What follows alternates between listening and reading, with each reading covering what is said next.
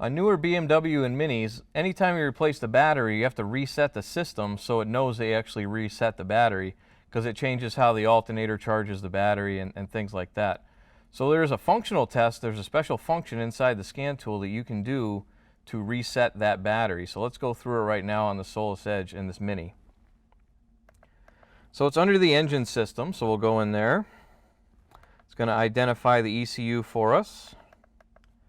It is a functional test, so we'll go in there. And it's under special functions there. And the first thing right there, battery replacement. So we'll go into that. And it gives you the option to either register a new battery or display the history and see how many times the battery's been replaced and re-registered. So we're just going to register a new battery here. And it said, for a correct charging operation, the replacement battery must be the same capacity and type as the original. So if you wanted to go to the history, you got to make sure your battery is correct.